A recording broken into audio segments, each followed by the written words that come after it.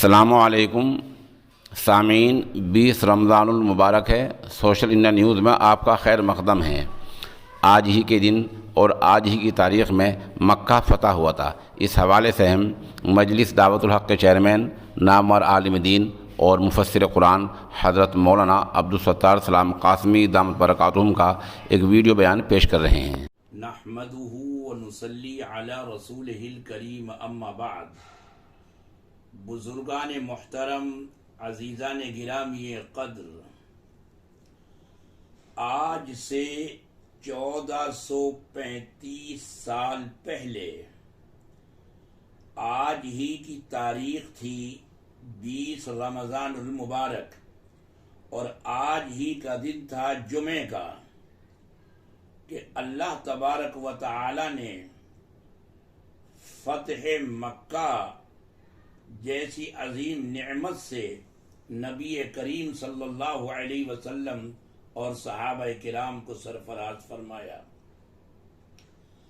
آپ مکے سے یثرب، جس کا نام مدینہ رکھا گیا، آپ نے ہجرت کی تو مڑ مڑ کر خانہ کعبہ کو دیکھتے تھے اور آپ فرماتے تھے کہ واللہ انکی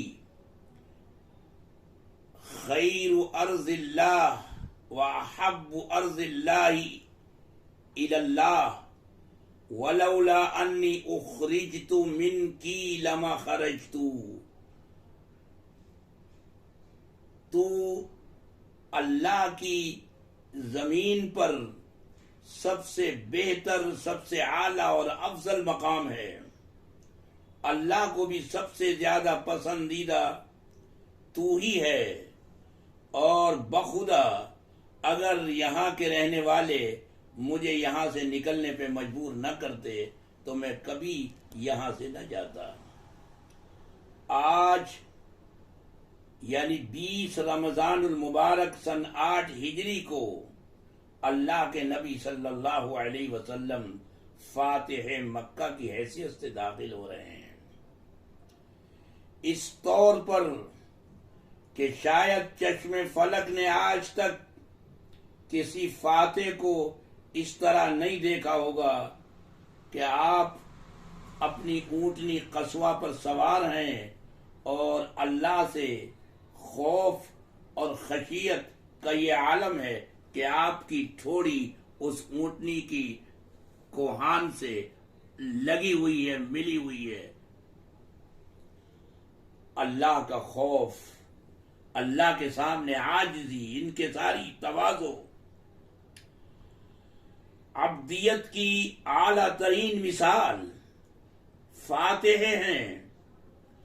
دنیا میں تو فاتحین کا یہ رول رہا ہے، قرآن نے بیان کیا کہ ان الملوک اذا دخلوا قریۃ افسدوها وجعلوا اعزۃ اہلها اذلہ، کہ جب بھی کوئی ملک، کوئی بادشاہ، کوئی سربراہ کسی ملک کو فتح کرتا ہے تو وہ وہاں کے رہنے والوں کو جو عزت دار تھے ان کو ذلیل و خوار کر دیتا ہے، وہاں کی سرزمین کو برباد کر رکھ دیتا ہے۔ لیکن یہ اللہ کے نبی حضرت محمد مصطفیٰ صلی اللہ علیہ وسلم ہیں کہ آپ نے ان تمام لوگوں کو جو خانہ کعبہ کے ارد گرد کھڑے ہو گئے تھے، وہ تمام دشمنان محمد، دشمنان اسلام، جنہوں نے 13 سال تک مکے میں ستایا، اور پھر جب آپ مدینے آ گئے تو وہاں بھی چین نہ لینے دیا۔ کبھی بدر میں آ رہے ہیں تو کبھی احد میں آ رہے ہیں تو کبھی احزاب حنین میں آ رہے ہیں۔ غرض یہ کہ آئے دن جھگڑے اور فتنے اور فساد کی باتیں، لیکن آج جب وہی محمد الرسول اللہ فاتح بن کر اس مکے میں داخل ہو رہے ہیں تو آپ نے یہ فرمایا کہ الیوم یوم المرحمہ، آج رحمت کا دن ہے، کرم کا دن ہے، عفو و درگزر کا دن ہے۔ آپ نے ان تمام لوگوں سے فرمایا جو وہاں کھڑے ہو گئے، آپ قصوہ اونٹنی پر سوار ہیں اور آپ کا نواسا علی آپ کے پیچھے بیٹھا ہوا ہے۔ شاید آپ کو حیرت ہو رہی ہو کہ علی یہ نواسا رسول کہاں سے ہوئے؟ علی تو داماد رسول کا نام سنا تھا۔ آپ نے رسول اللہ کی صرف ایک بیٹی کو یاد رکھا، جبکہ رسول اللہ کی 4 بیٹیاں تھیں۔ علی رسول اللہ کی سب سے بڑی بیٹی زینب کے صاحبزادے ہیں، جن کا نام علی ہے، اور ان کے والد یعنی رسول اللہ کے بڑے داماد، ان کا نام ابو العاص ابن ربیع ہے۔ وہ نواسہ رسول فتح مکہ میں اپنے نانا جان کے پیچھے بیٹھا ہوا ہے، اور آپ فرما رہے ہیں تمہارا کیا خیال ہے مکے والوں، میں تمہارے ساتھ کیا کروں گا؟ کیا سوچتے ہو تم میرے بارے میں؟ یا معشر قریش ما ترون انی فاعل بکم، کیا سوچتے ہو، تمہارا کیا خیال ہے، میں کیا کروں گا تمہارے ساتھ؟ تم نے آج تک مجھے ستایا، تکلیفیں پہنچائی۔ قالوا اخ کریم وابن اخ کریم، ایک زبان ہو کر انہوں نے کہا کہ آپ تو نہایت شریف بھائی ہیں، اور آپ کے والد بھی شریف، انتہائی شرافت کے پتلے، آپ سے تو ہمیں شرافت کی، رحم کی، کرم کی، عفو و درگزر کی توقع ہے۔ آپ نے فرمایا قال فإنی اقول لکم کما قال یوسف لاخوانی، آج میں تم سے وہی بات کہتا ہوں جو حضرت یوسف نے اپنے بھائیوں سے کہی، جنہوں نے ان کو ستایا، کنویں میں ڈالا، مارنے کی کوششیں کی، لیکن جب ان کا دور اقتدار آیا تو انہوں نے کہا کہ لا تثریب علیکم اليوم، جاؤ تمہاری خطائیں معاف، کوئی داروگیر نہیں، آج کوئی تم سے کسی چیز کا سوال نہیں ہوگا، جاؤ سب کو ہم نے معاف کر دیا۔ فاذهبوا فانتم الطلقاء، تم سب آزاد ہو، کسی کے خلاف کوئی ایکشن نہیں لیا جائے گا، کسی کے خلاف کوئی کارروائی نہیں ہوگی، سب کو آپ نے معاف فرما دیا۔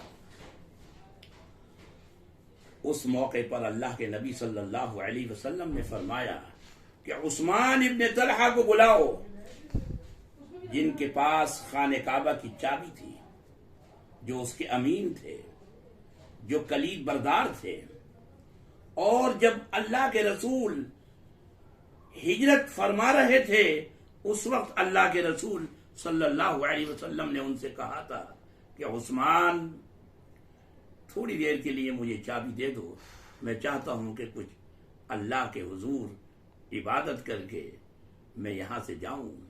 انہوں نے کہا کہ نہیں، یہ نہیں ہو سکتا، میں چابی نہیں دے سکتا۔ آپ نے فرمایا کہ عثمان دیکھنا ایک دن آئے گا، یہ چابی میرے ہاتھ میں ہوگی اور میں جس کو چاہوں گا اس کا ذمہ دار اس کو بنا دوں گا۔ عثمان ابن طلحہ نے اس وقت کہا تھا کہ وہ دن تو قریش کے لیے ذلت کا ہوگا اگر ایسا ہوا تو۔ آپ نے فرمایا کہ نہیں، وہ دن قریش کی عزت و رفعت و عظمت کا ہوگا۔ آج وہی دن آ گیا۔ آپ نے عثمان ابن طلحہ سے چابی لی اور آپ نے وہاں نماز ادا کی، اور پھر آپ نے فرمایا کہ میں یہ چابی یہ میں تم ہی کو دیتا ہوں، اور قیامت تک یہ چابی تمہارے خاندان میں رہے گی۔ کوئی ظالم تم سے چھین لے تو الگ بات ہے، ورنہ یہ چابی قیامت تک تمہارے خاندان میں رہے گی۔ بہرحال میرے عزیزوں اور دوستوں، فتح مکہ کا ایک واقعہ بہت ہی قابل توجہ ہے، اس کو سنا کر میں اپنی بات کو مکمل کرتا ہوں۔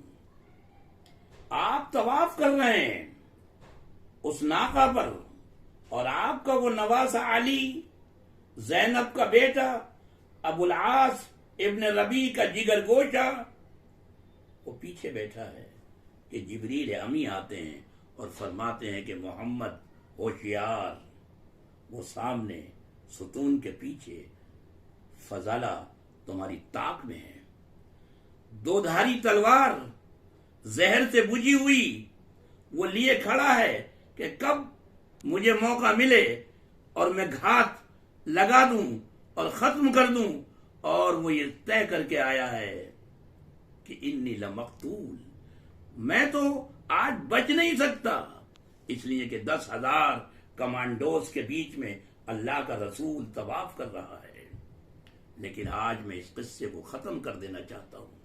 وہ گھات میں ہے آپ کی، آپ نے دیکھا واقعی ستون کی آڑ میں وہ فضالہ کھڑا ہوا ہے، آپ نے دیکھا، آواز دی یا فضالہ، ارے فضالہ ہے، گھبرا گیا وہ، چور کے پیر نہیں ہوتے، جی جی جی جی ماذا تحدث نفسک، ارے یہاں کھڑا ہوا کیا کھچڑی پکا رہا ہے؟ اس نے کہا قال اذکر اللہ، اللہ کو یاد کر رہا ہوں۔ آپ مسکرائے اور فرمایا استغفر اللہ، توبہ کر، استغفار کر، اور آپ نے اپنا دست مبارک اس کے سینے پر لگایا، کہتا ہے کہ اب تک سب سے زیادہ مبغوض، سب سے زیادہ ناپسندیدہ شخصیت محمد کی تھی، لیکن آپ کا دست شفقت میرے سینے پر رکھنا تھا کہ روئے زمین کے سب سے محبوب شخصیت محمد الرسول اللہ کی تھی۔ آپ چاہتے تو اسی وقت اس کے قتل کا فیصلہ کر سکتے تھے۔ جبریل کی گواہی، آلہ قتل موجود، کسی بھی چیز کی ضرورت نہیں، لیکن آپ نے عفو درگزر کی وہ مثال پیش کی کہ چشم فلک نے اور روئے زمین نے اس سے پہلے نہ دیکھی اور نہ قیامت تک دیکھے گا۔ یہی وہ سبق ہے، یہی وہ سیکھ ہے جو ہمیں اسوہ رسول سے ملتی ہے کہ جب ہم اقتدار میں ہوں، ہم طاقت میں ہوں، ہم پاور میں ہوں، تو اپنے دشمنوں کو ہم معاف کریں، دشمنوں کی دشمنی سے درگزر کریں، محبت سے ان کو کلیجے سے لگائیں، سینے سے لگائیں۔ یہی محمد الرسول اللہ کی سیرت کا بہترین آپ کا نمونہ ہے، اور آپ کی زندگی کا یہ اسوہ حسنہ ہے۔